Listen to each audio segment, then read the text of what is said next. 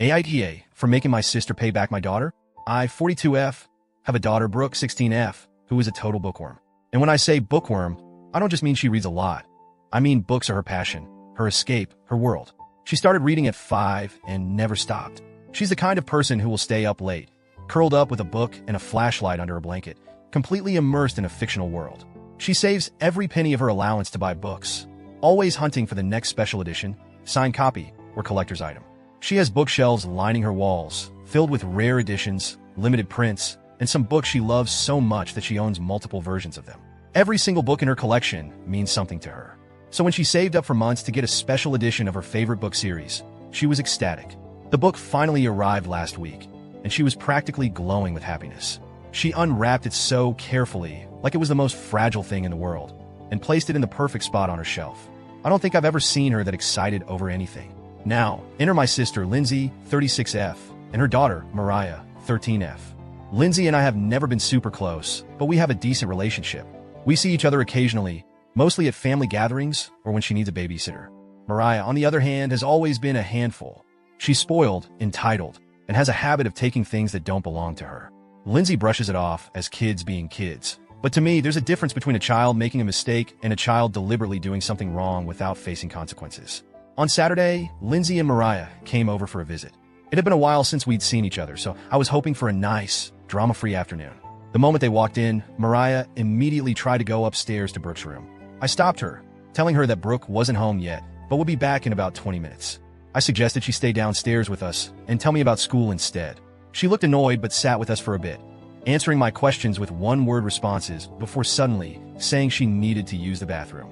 We have 2 bathrooms in our house, one upstairs and one downstairs. Unfortunately, the downstairs one was having plumbing issues, so I told her she could use the one upstairs. She nodded and went up. 15 minutes later, Brooke came home. She greeted everyone, smiled, and then headed upstairs to change. Not even 5 minutes later, a scream echoed through the house. I shot up from my seat, my heart immediately racing. I ran up the stairs, fearing the worst. But when I reached Brooke's room, I stopped in my tracks. My daughter stood in the middle of the room, tears streaming down her face, looking at what could only be described as a massacre of books. Pages were ripped from their bindings, shredded into tiny pieces. Covers were bent, torn, or completely destroyed. Some books were thrown carelessly across the floor like they were garbage. And at the center of the destruction, the special edition book she had just bought, completely ruined. The cover was ripped clean off, pages crumpled and torn, like someone had deliberately tried to destroy it. And standing near the wreckage was Mariah.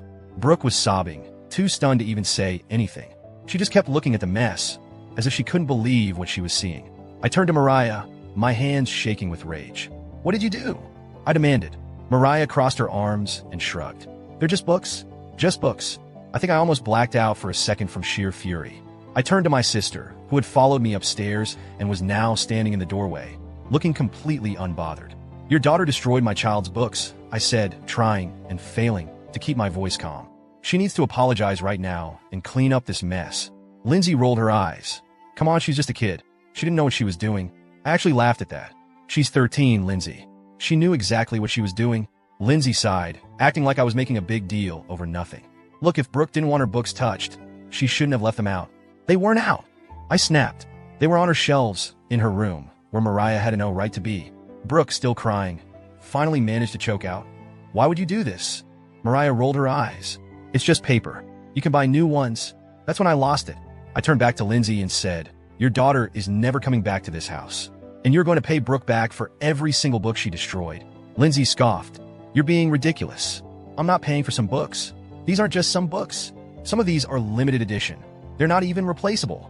"Well, that's not my problem," she said, shrugging. "Mariah didn't mean it. She's just a kid." "No," I said, shaking my head. "She's old enough to know better. And if you don't teach her consequences now, she's going to grow up thinking she can do whatever she wants and get away with it." Lindsay rolled her eyes and grabbed Mariah's arm. "Come on, let's go." Clearly, my sister cares more about stupid books than her own niece. Before leaving, Mariah turned to Brooke and smirked. They weren't even that good anyway. Brooke burst into fresh tears as they walked out. After they left, I sat down with Brooke and helped her clean up the mess. She was heartbroken. I've never seen her so devastated. It wasn't just about the books. It was about the fact that someone came into her personal space, disrespected something she loved, and got away with it. That night, I told my husband what happened. He was furious. He agreed that Lindsay needed to pay Brooke back, but we both knew she wouldn't. And we were right. I reached out to Lindsay again, demanding that she reimburse Brooke. She refused. She called me a greedy bitch and said I was overreacting over something that wasn't a big deal. To make things worse, my extended family started getting involved. Apparently, Lindsay ran to our parents and painted me as the villain, saying I was being too hard on Mariah.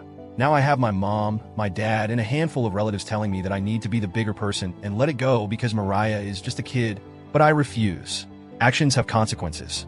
Mariah walked into my daughter's room and deliberately destroyed something she loved. And if Lindsay won't teach her accountability, then I will. So, Reddit. AITA for demanding that my sister pay for the books her daughter destroyed?